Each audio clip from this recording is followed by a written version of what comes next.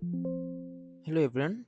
In today's video lecture, I will show how to perform two-way ANOVA test. Here you can see three formulations F1, F2, F3, and you can see the rotation speed. Okay, the rotation speed of the pedal. For dissolution test, we need to undergo the study of time by time drug release within a pedal or basket. Okay, so the rotation of the pedal has been given here. So you can see uh, in two-way ANOVA test there is two factors, two independent variable is present. In our last video we have shown how to perform one-way ANOVA test. In one-way ANOVA test only one factor, for example different formulation and their dissolution. Okay, but in two ANOVA test, two categorical factors are considered. You can see here uh, the formulations F1, F2, F3, and their dissolution has been shown. You can see the dissolution which has been done in triplicate, and you can also see the rotation. Actually, by this study, we want to see whether the speed of the rotation has any impact on the drug release of different formulation. Okay, so you can see you have two factors. One is rotation, another is different formulation. So rotation is one of the factor, formulation is another factor. So two categorical factor. So for these two categorical factor you cannot perform the analysis, the ANOVA test by one way ANOVA. You have to do two way ANOVA. Okay, I think you have easily understood why uh, we perform two way ANOVA test. So in two-way ANOVA test, we actually see whether the formulation and rotation speed has any connection.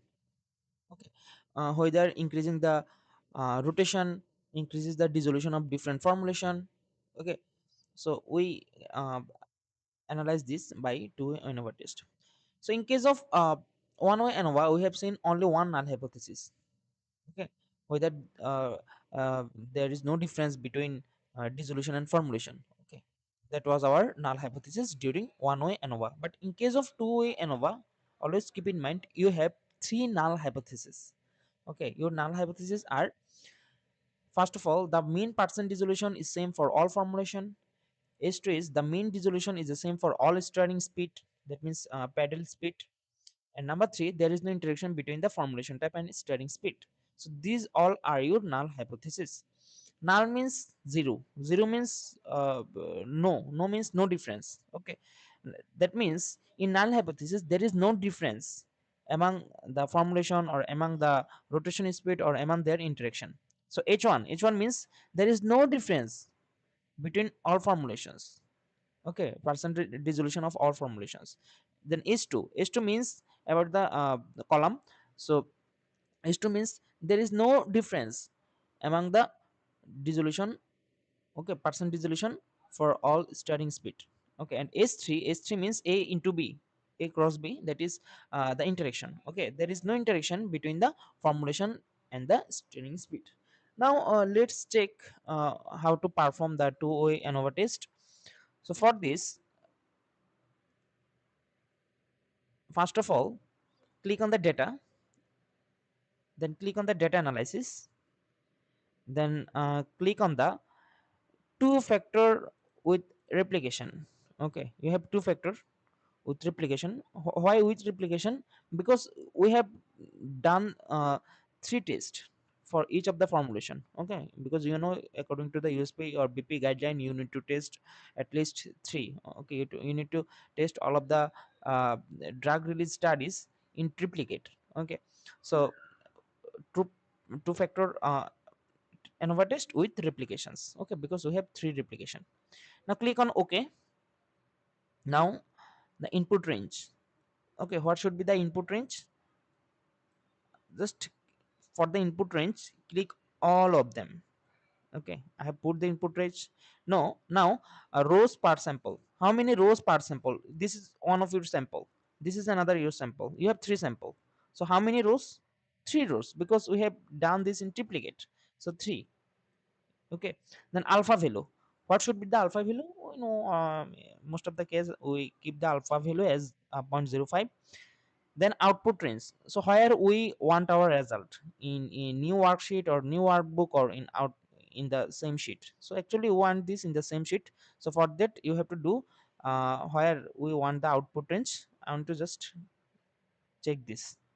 Okay, I have put a space to show my result.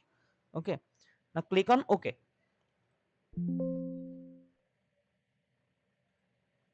Sorry,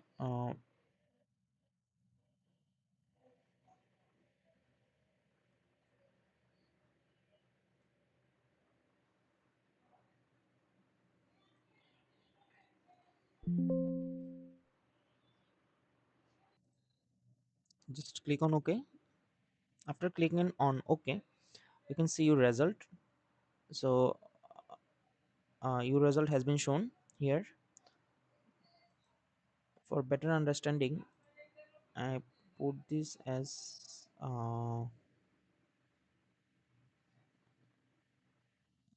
this color and increase the font size so that you can understand easily.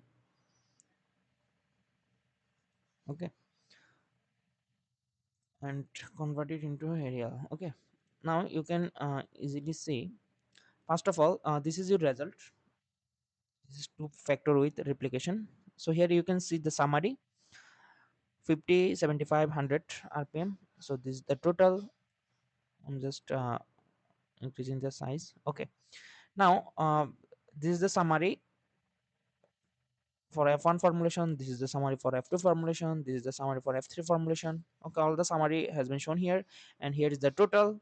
So actually you have nothing to do with this value, and your main concern should be here. So ANOVA. Now there is a number of things you can learn from here. So first of all, keep an eye on your sample. Sample means what? Sample means your row, that is your formulation. So your formulation sum of square has been shown here. Degree of freedom is 2. Why 2? Because 3 minus 1 is equal to 2. 3 formulation. Okay. Then mean sum of square. So how do we calculate mean sum of square? Just divide the SS by DF. That means divide this by this, you will find this value. Then F value. So F value, how do we calculate the F value? F value is actually measured by a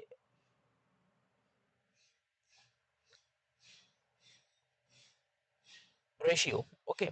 Ratio between what? Ratio between this. Okay, between and within, between the sample divided by within the sample. Within the sample is 1 and between the sample is what? Between the sample is 6 to 5. That means divide 6 to 5 by 1, it would be 6 to 5.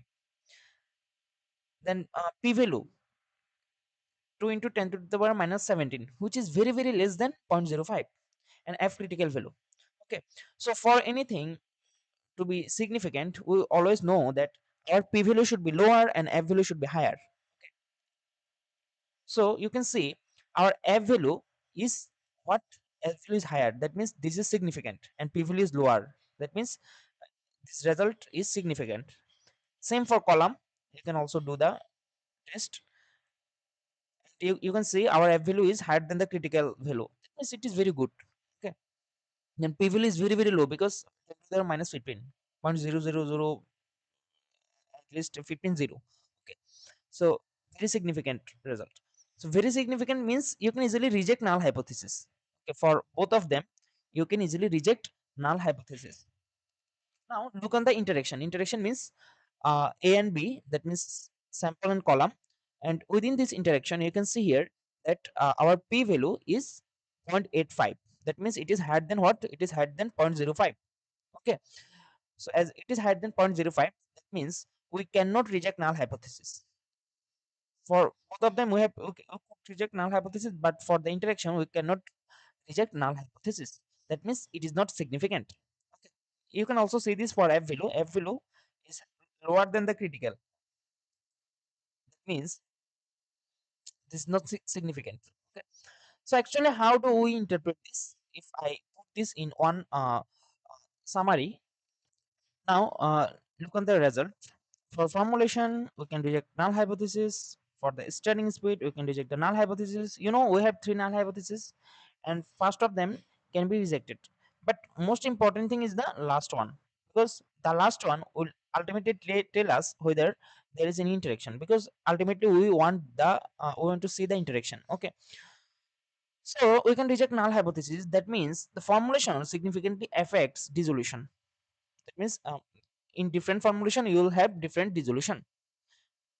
Okay, then stirring speed. So what stirring speed says? It says about the uh, stirring speed can significantly affect the percent dissolution. Okay, because our what was our null hypothesis? Our null hypothesis was that there is no relationship. Okay, there is no difference. Okay, there is no difference between them. So now coming to the formulation and stirring speed interaction. Here we failed to reject null hypothesis. So what was our null hypothesis? Please look on our null hypothesis. Here is our null hypothesis. Our null hypothesis was there is no interaction between formulation type and stirring speed. Okay, so this is our null hypothesis. So we are failed to reject null hypothesis. So that means there is no significant interaction between the formulation and stirring. We have failed to reject null hypothesis. That means we should accept this. Okay, this is our null hypothesis. We have accepted this. So by this, you can easily understand that what should be your conclusion. Actually, our conclusion and interpretation has been given here. These are our interpretation that I have been shown, and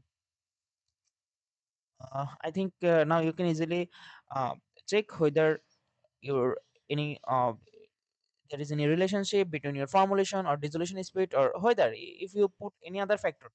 Okay, you can also see the relationship between or among them. So hope that you have understood this two-way ANOVA test. If you have further any confusion, please inform me in the comment section. Thank you.